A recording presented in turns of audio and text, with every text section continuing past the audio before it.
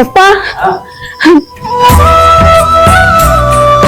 मैंने इसके ससुराल से मतलब आए దీని చూసారు కదా, దీని పేరు రేణుక అండి. హైకోర్టు దగ్గర ఒక సోషల్ వర్కర్ హేమ గారు తనని రోడ్డు పైన చూసి తన బాధను చూడలేక మన అమ్మ నాన్న అనాథాశ్రమానికి నైట్ టైం లో తీసుకొచ్చారు. చెక్ చేసినట్టయితే తను 8 months ప్రెగ్నెంట్ తో ఉంది. తన కండిషన్, బేబీ కండిషన్ అయితే హెల్దీగానే ఉంది, కానీ తను మెంటల్ గా డిస్టర్బ్ అయి ఉంది. మన పప్పా అయ్యేజీ చలో घर चलो अभी नहीं जाएगा मेरे से. కానీ నేను మా ఫాదర్ దగ్గరికి వెళ్దాం అనే దాంట్లో నేను ఏదో బస్ ఎక్కేసి డిస్టర్బ్ లో ఇక్కడికి వచ్చేసాను హైదరాబాద్ కి అని చెప్తున్నారు. సో తన వీడియో, తన ఫోటోస్ కంప్లీట్ గా ఇందోర్ మధ్యప్రదేశ్ పిఎస్ కి పంపించాము.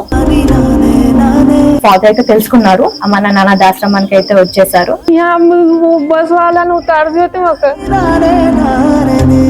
వచ్చిన తర్వాత తినైతే చాలా ఎమోషనల్ అయిపోయిందండి వాళ్ళ ఫాదర్ ని చూసి.